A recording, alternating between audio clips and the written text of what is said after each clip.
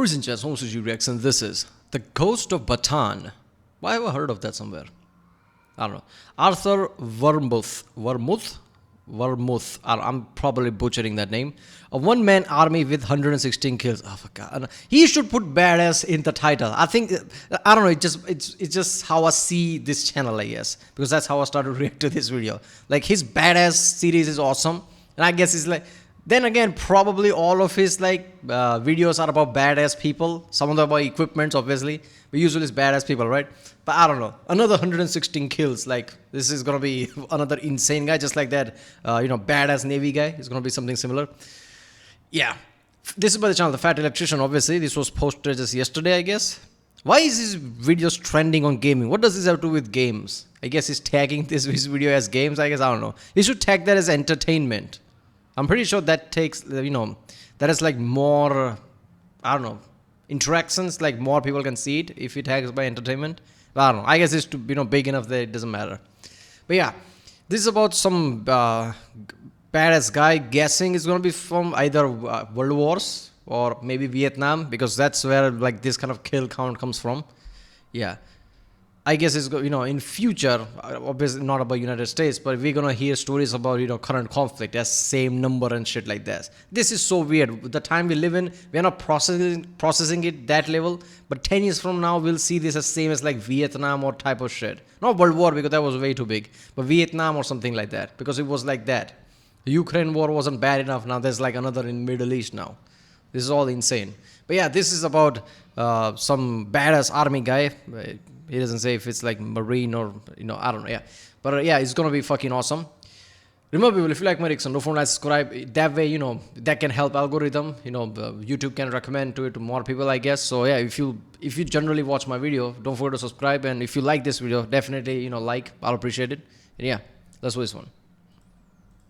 If you were to ask me to name one person off the top of my head that should have been awarded the Medal of Honor but wasn't, it would be a toss-up between Jake McNasty McNeese and this guy. I don't watch that video. Today we're talking about the one-man army, Arthur Wermuth, or as the Imperial Japanese Army referred to him, the Ghost of Bataan. This video is brought to you by Operation Good Boy. It's an online subscription service that every month will send you and your dog a care package. This month, me and Mushu got a first aid kit for when we go on walks, a water bottle for when we go on a walk. I'm not gonna lie, he's just since the Operation Good Boy, come on, man, you gonna say something like that? I just assume this is something army or soldier related. You're gonna call that some humor or something? No, it's about dogs. That makes sense. Some dog poop picker-upper bags. Look at that some dog. Daily supplements for him, and a couple bags of his favorite treats. TREs, treats ready to eat. Right to the show. Good job. Dogs are awesome. If you're not really into online subscription boxes, you can also buy the treats, the supplements, or the gear individually over at OperationGoodBoy.com. And regardless of what you get, you're going to get 15% off when you use the discount code QUACK15. So go check them out. Thanks. Let's get back to the video. All right, important background info. December 7th, 1941, Japan attacks America at Pearl Harbor. Okay, everybody knows what Pearl Harbor is, but what most people don't realize is that while Japan was attacking America, they were also simultaneously launching attacks on pretty much every other nation and island in the Pacific. Hong Kong, Wake Island, Guam, Malaya, Singapore, Thailand, all of these nations and islands would fall to the Japanese within 3 months. All of them except for one.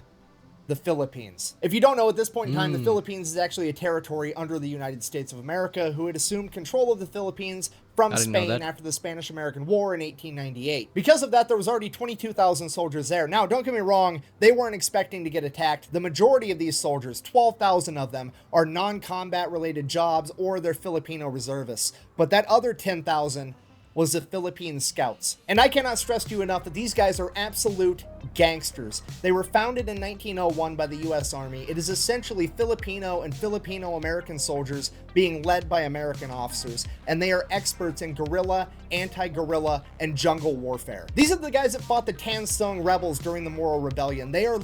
One thing we've seen about at least Southeast Asia, right? Vietnam, now Philippines, those islands generally, like guerrilla warfare can be really deadly, as we've seen, like Vietnam and things, right?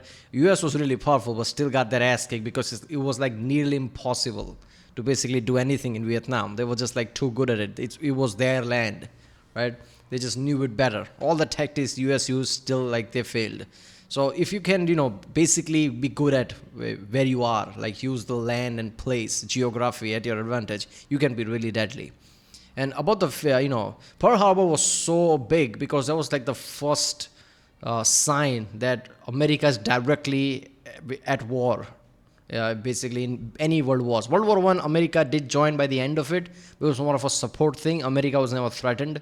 In World War Two, Pearl Harbor was like a direct threatening thing. Japan was the first one who directly threatened America, right? And that was coming because, it says the Pacific Ocean, like a lot of islands, Japanese was dominating, which was USS islands, I guess. The USA was kind of having that territory as like their protection circle, let's just say. And Japanese was kind of like too strong, so that was coming already. But I guess US never thought they were going to be so blatant as like Pearl Harbor bombing.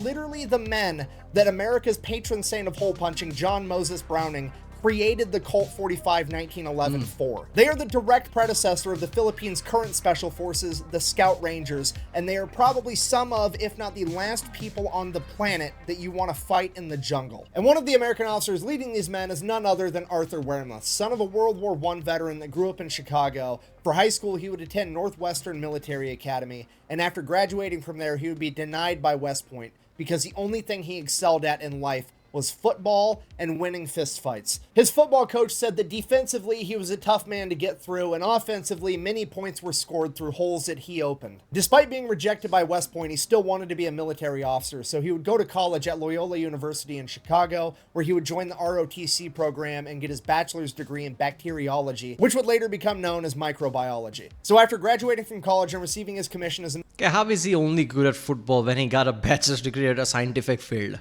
Like in today, I don't know how it worked back then, but in today's world, people will be like, or is that how bad educational system is today? Like anybody gets some bachelor's degree in some scientific field, like, oh, that's good, that's good.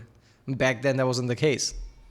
Military officer, he would write the United States War Department requesting to get put on active duty. He would get accepted and sent over to the Philippines, where he would arrive in January of 1941 to train with the Philippine Scouts. Fast forward 11 months later, the Japanese show up and they attack. Filipino and American forces are not ready. They are outmanned, outgunned in every conceivable way. At this point, leadership decides their best bet is to pool all of their resources and have everybody move to the Bataan Peninsula. They are essentially going to back themselves into a corner, draw one line in the sand, and desperately try to hold that line long enough for American reinforcements to show up. It's not a great plan, but it's pretty much the only thing they can do. And if that wasn't bad enough, there's actually a problem with that. The Japanese are advancing so fast that they're going to be able to cut off the route to Bataan before everybody can actually make it there. So now, Arthur Wermuth and the rest of the 57th Infantry Regiment are going to have to go and fight the Japanese on the front line, desperately trying to hold them off long enough for all the other people to retreat. General Wainwright gives them the order to dig in and hold, and that's exactly what Arthur and his men do. At this point, Arthur is in command of Delta Company of the 57th Infantry Regiment, which is roughly 150 Philippine scouts, and for the next 2 weeks,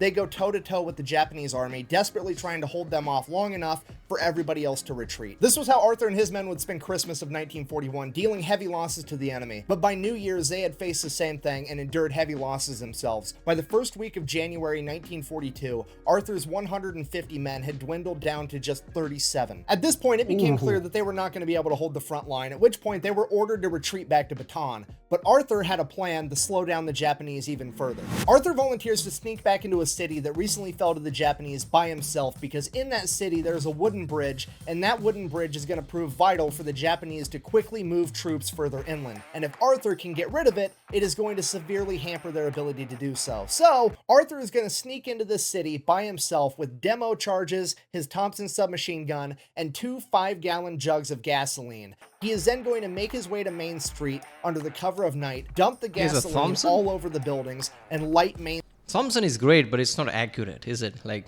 I don't know, close quarter something. Like, let's just say that's what gangster used it, right? Because in somewhere like Chicago and city, like in close quarters, like you just spray and get out. That wouldn't work at like open fields and things like that in Philippines, right? But I guess that's what he has. That's what he has. I mean, yeah, obviously, imagine Japanese, right? There are just only few scouts there. Let's just take out Philippines for us. It's gonna take no time, and all this shit happens. They have no idea what's gonna happen next. Main Street on fire. Once all the buildings in Main Street are engulfed in flames, that is a signal to the Philippine scouts miles away that they're going to start dropping artillery on that area, and Arthur is going to use that as a distraction to make his way over to this bridge, place some demo charges, and blow it up. And that's pretty much exactly what happens. Arthur sneaks into town, manages to light Main Street on fire, waits for the fire to grow a little bit, at which point Arthur knows the artillery fire is coming right on top of him any second, and he just has to make a run for this bridge. But this bridge is wide out in the open right next to Main Street, and he is about to run essentially down Main Street towards a bridge that's being guarded, and there is hundreds of Japanese soldiers everywhere. All right, that seems easy enough. Thankfully, most of them are distracted by the fact that most of Main Street is on fire, and not a lot of them take notice of the fact that there is now a 190-pound American sprinting down Main Street towards the bridge. But eventually, a couple of them would take notice and begin firing at Arthur, and he would be struck in the calf and fall to the ground. And right then is when the artillery rounds started dropping. And as soon as the artillery rounds started dropping, Arthur waited there for a second, and then when he thought they were all distracted again, he got up and continued to run towards the bridge. He then proceeded to place the demolition charges, blowing up the bridge before disappearing back into the jungle and making his way back to his men. So Arthur and his men make it to Bataan. At this point, you have to put yourself in Arthur's shoes. He is one of the highest ranking officers on the ground. He was just in charge of 150 men 2 weeks ago, and only 37 of them survived. That's not necessarily his fault. He was placed in a completely unwinnable situation, but ultimately, he's not going to feel great about himself losing that many of his men. He's been living in the Philippines for almost a year, training with the Philippine scouts. That's the fucked up thing about anybody who's the leader, right? Doesn't matter if it's your fault or not, you're going to feel like that because it's your team that just got cut in half by thought or something.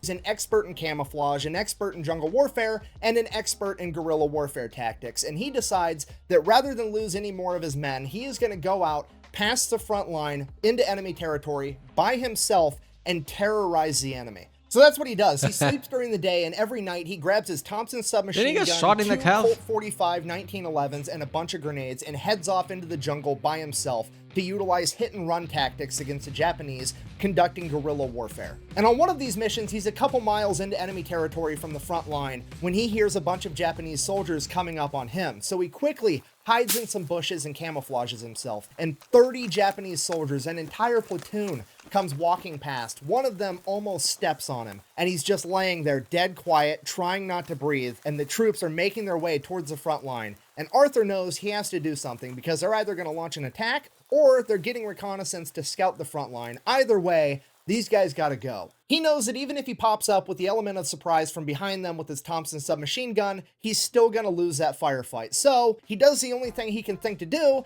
and that is to get up and start walking in the column with these guys as if he was one of them. So he is literally following in this Japanese column, walking through the jungle towards the front.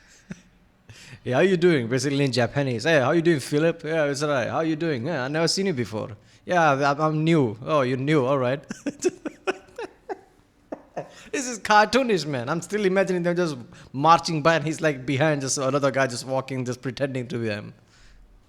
Front line. At which point he decides, hey, I got to make sure these guys don't look back and actually try to get a look at me because I'm wearing a different uniform. They're going to notice. So he decides that every time one of them steps on a twig or makes a noise, he's going to shh. So they be more quiet, just reassuring that like, oh, that's obviously not an enemy behind me. It's somebody trying to get me to be quiet because they're on my side. Arthur Wermuth has just switched gears from John Rambo to Bugs Bunny fucking with Elmer Fudd. Seriously? And he follows these guys through the jungle for miles, just shushing them the entire way. And then when they finally get up to the front line, Arthur knows that he has to do something. He has to alert his guys that they're about to attack. So he does the only thing he could think to do. He quietly pulls a pin from one of his grenades and then acts like he tripped on something, stumbling to the man in front of him, grabbing a hold of him for balance. And when he grabs a hold of him, he hands the grenade to him right in the guy's chest. That guy obviously grabs it, and Arthur runs off into the jungle. The Japanese soldier's like, wait, what? Oh God. Boom! He blows up. Then Arthur turns around with his Thompson and opens fire on the rest of them. This obviously alerts his men, and they start opening fire too. They completely wipe out this Japanese platoon. After this and other events like it, the Japanese start to fear Arthur, referring to him as the Ghost of Bataan, while the American forces are referring to him as the one-man army. At this point, Wait a minute, is this like that Hitman game thing? Like, if you just kill people without being seen, like any sense of scene or leaving bodies behind, it gives you something like Silent Assassin type of stat, right? Or was it Ghost or something like that? I don't know. Basically, nobody saw you or even basically have any evidence of you. Like no dead body even, right? You just kill and go away. Something ghost or something, I don't remember. Phantom or something, right? Was it Phantom? But yeah, that's why there's a ghost of Bataan, because it's doing shit like this. Suddenly popping out everywhere, killing and just basically disappearing. Like, what the fuck? He gets this notoriety, and other experienced Filipino scouts start volunteering to go out with him, but he doesn't want to lose any more men, so he keeps refusing, and he keeps refusing. And finally, there's one brave Filipino scout that he can't refuse because this guy will kick his ass. His name is Sergeant Crispin Jacob, aka Jock. He is described as being 6'4", 220 pounds, and Arthur Wermuth himself said that he is half Filipino, half Oriental giant. And he begins going out on these missions with Arthur, and time after time, Jock manages to save Captain Wermuth's life. At some point, it becomes apparent that the Japanese are intercepting frontline communications, but here's the thing, these communications aren't done over radio, they can't just be intercepted wirelessly. These are hardwired communications with a physical wire just strung out on the ground. This means that somewhere along that wire, the Japanese have tapped into it physically, and Arthur Wermuth and Jock are sent out at night to investigate. So they're tracing this wire down all night long, just following this wire, and at some point in the darkness, they lose track of it. So they're trying to re-find where the wire went, they're looking. Arthur gets his legs tangled up in a vine and he falls down. No big deal, he pulls out his knife, goes to cut the vine. Oh shit, wait, hold on, this is the wire. At which point he looks over to yell at Jock like, hey, I found it, and he looks, and there is a ditch with a Japanese soldier and a bunch of equipment sitting in it, looking at him like he's dumbfounded. Arthur quickly draws his gun as the Japanese soldier draws his, and they have a good old-fashioned quick draw contest. Which This Arthur is Bugs wins. Bunny. What the fuck? It's like them fall. And everybody just pauses and stares at him for 1 second, just suddenly stumbles and pull out the gun. This is insane. Arthur, then quickly making it back to his feet, is then tackled by two Japanese soldiers into the ditch, one of them stabbing him with a bayonet through his arm, pinning him to the dirt wall inside of this trench, at which point he yells for Jock. Jock then runs up to the edge of the trench and sees Wermuth inside the trench fighting off two Japanese soldiers with his arm pinned to the wall. He takes aim with his rifle at the Japanese soldiers and then realizes that he doesn't want to accidentally hit Wermuth in the middle of the fight while it's still dark out, so he jumps in the trench and proceeds to beat the two Japanese soldiers to death with his rifle. He then destroys the radio equipment, helps Wermuth. People really need to understand how much size matters, right? When you're 6'4", that even if you're not like, obviously he's a soldier, is going to be ripped, but even not ripped, but big, muscular. But even if you're not, just being tall enough gives you like a really strong, like compared to like someone like 5'8", 5'9" or something, 6'4" is like really strong, right? Skill matters, but if you have basic skill and at the same time you're also like really big, that will automatically give you an edge. Pull the bayonet out of his arm. He starts bleeding everywhere. He bandages that up and gets Wermuth back to the hospital, at which point the ghost of Bataan is now bedridden and on doctor's orders is not allowed to leave. And while all that's going on, word finally makes it back to America that there's some crazy 190-pound ex-football player running around in the jungles of the Philippines showing the Japanese what's up. And this is the one shining piece of good news that America clings on to in the days after Pearl Harbor. Arthur Wermuth unknowingly becomes an overnight celebrity in America. He is taking up all the headlines. They are making comic books about him and his partner Jock. He is inside of bubblegum packets telling the story of them finding the tap in the communication line. Arthur Wermuth is now one of the first main characters in World War II fighting for America, and he is vital for overall American morale. And just like a main character, he decides that he's not going to stay bedridden. He violates doctor's orders, checks himself out of the hospital, and gets back in the fight. At this point, the Japanese have flooded the entire surrounding area with snipers that are picking off American and Filipino soldiers day and night, and Arthur Wermuth has to be the man that does something about it. But considering that there's so many of them and that Jock just saved his life, he comes to the conclusion that having some friends around isn't exactly a bad idea. So yeah, I mean, it was never not heavy. It was never about them. Like it's about like he didn't want to lose more people, but he realized like others are like strong and badass too. So yeah, I like again like all fat electrician stories. This is another guy who's like a video game protagonist. I can see this like Far Cry 6 in Philippines or something, and we are the, Arthur Wermuth, the protagonist, and doing all this crazy mission. Every time we play games like that, this is not realistic. Apparently it is. Look at that. he starts taking volunteers to join his special anti-sniper unit. and 84 of the meanest, most experienced Philippine scouts volunteered. Not only were these guys counter-sniping the snipers, there was also a bunch of them out in the jungle, camouflaged and hidden, waiting for the sniper to fire so they knew where he was, and then they were going to come at him with machetes and Colt 45s. Throughout February and March of 1942, Arthur Wermuth, Jock, and their anti-sniper unit were credited with taking out 500 Japanese soldiers, and this is considered to be a very conservative estimate. Then, in late March, Command would ask for volunteers to do a nearly impossible mission of recapturing the high point of Mount Phuket, at which point Arthur immediately volunteered and then asked his men who of them would also like to volunteer, and they all did. Arthur and his men then set off to try to complete this nearly impossible mission. It is a 36-hour hike through enemy territory just to get to the objective. Along that 36-hour hike, they are credited with taking out an additional 65 Japanese soldiers. Then upon reaching Mount Phuket, they would launch an attack, and it would fail. Arthur would lose over half of his men. Having failed to take the high ground at Mount Phuket, Arthur and his surviving men would retreat back to Bataan. Along the way, they would get ambushed by a machine gun position, and Arthur would be struck in the chest with machine gun fire. Arthur would then wake up in a field hospital back at Bataan, where he was informed that the bullet went through his rib into his lung, and he was now battling an infection. I would assume they didn't have antibiotics to give him, because at this point, Bataan was in rough shape. They were down to half rations, and they were running out of every supply imaginable. I mean, during that time in 1940s, like how many antibiotics were there? Because I really don't. I think it's like penicillin-like. People take antibiotics really for granted nowadays, but all the antibiotics we have now, I'm pretty sure like they didn't have it back then, right? Nowadays you can find like way too good, right?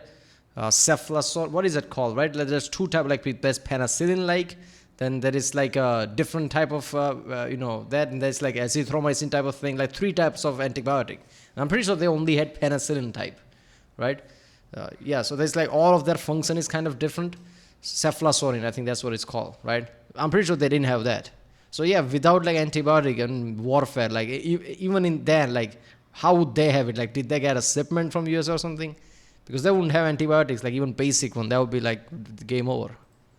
Desperately trying to hold out long enough to get resupplied and reinforced. Arthur would remain in the hospital for 10 days, and every single day that passed, it became more and more apparent that they were losing and Japan was going to win. At this point, Arthur, against doctor's orders, with pus oozing from his chest, still battling an infection, would don his gear and go back out with his men one last time. Arthur and his anti-sniper unit desperately tried to hold the line against the Japanese, but due to sheer overwhelming numbers, they were beaten back over and over again, and during one of their retreats on April 9th, Arthur would slip down the side of a cliff, smacking his head on a rock, rendered unconscious. He would again wake up in the hospital, but this time when he awoke, he would come to find out that the Japanese had completely taken over Bataan, the Americans had been forced to surrender, and General MacArthur had fled to Australia. This is absolutely the worst possible outcome, because the Imperial Japanese believe that if you surrender in battle, you lose your honor, and if you lose your honor, you are no longer human. You are subhuman and no longer eligible for human rights, which gives them the justification to treat you however they want. Arthur Wermuth is bedridden, having been shot in the leg, stabbed in the arm with a bayonet, shot in the chest,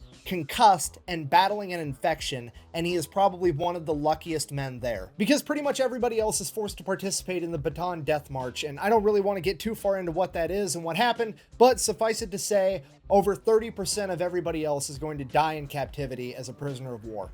And if Arthur Wermuth were also forced... Okay, Death March doesn't seem right. Why isn't he going, like, it's too much for YouTube, or is it like different story for different time? Yes, seriously, man, Japanese, like, it depends on your ideology, right? Like, who are you? And Japan was like, apart from the Nazis, Japan was like the one with the extreme ideology, the way they thought, just the societal thinking, right? Like, they would basically, do suicide bombs and things rather than surrendering, right?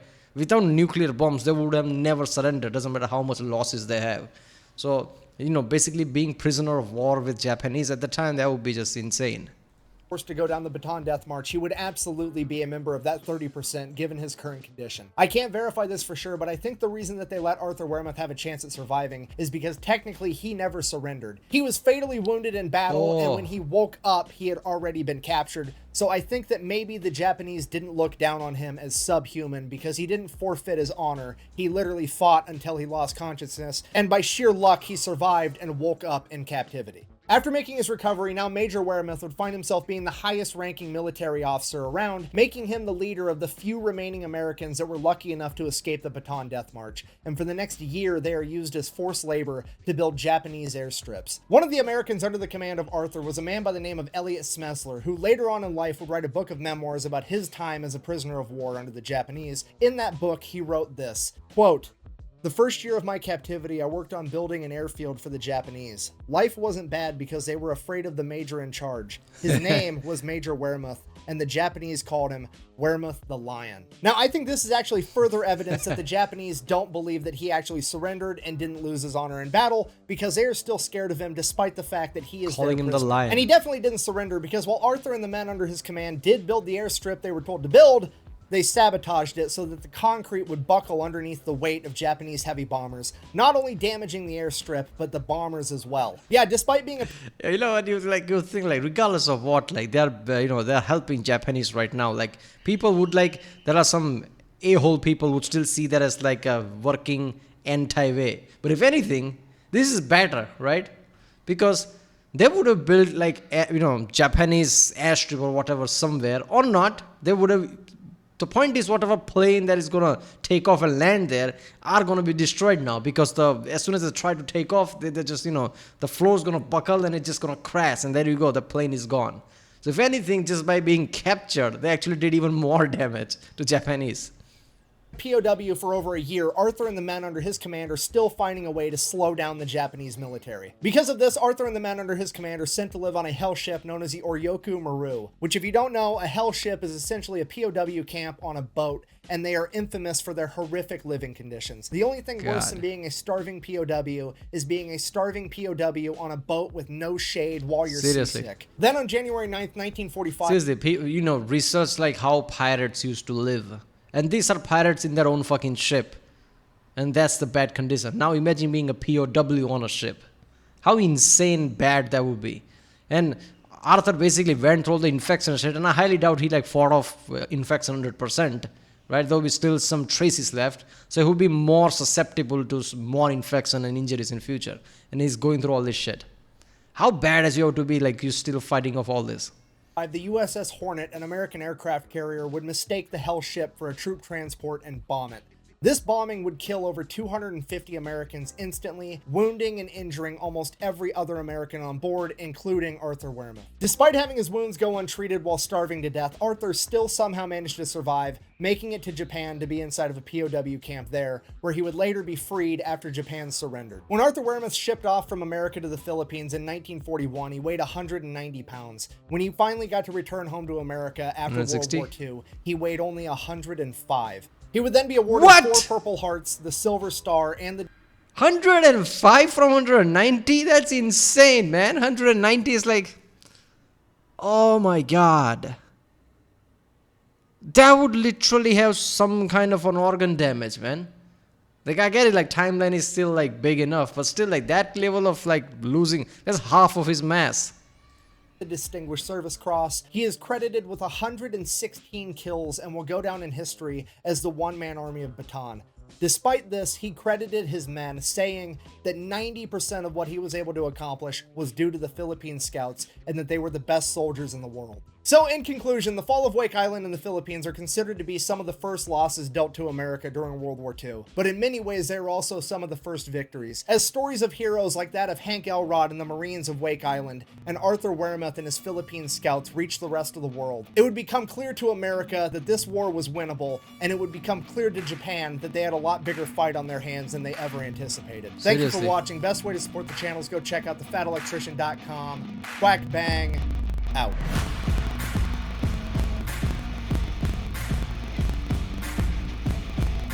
There's more. Oh, there isn't this time. All right. Seriously, man, this is so key, because this was one of the first account of fighting against Americans. And Japanese, probably Intel told them that it's just scouts. It's going to be easy or some shit. And then this happens, right?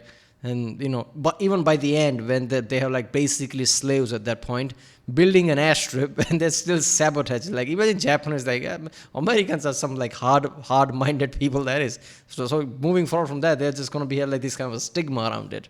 And Americans to be like, look at that, look at Arthur, right? Look at him kicking ass all around. That would have given them like really like push. I feel like in World War II, obviously America wasn't as it is today, but because of World War One, America was like decently powerful. So I don't think they would have even conceived losing to Japanese. Just the Japanese mentality was way too strong back then, and I think that's what the concerning thing was. But yeah, accounts like this probably like gave them more like boost in morale. Like if Arthur can do this, like we can do this type of mentality. Alright, people, that was the Ghost of Bataan, Arthur Wermuth. Basically, game protagonist again. A one-man army with 116 kills is more than 116. Let's be honest, because it's not just about kills. It's like his like influence, all the shit he did basically. This was my channel, The Fact Electrician. If you like my Rick, subscribe, and I'll see you next time.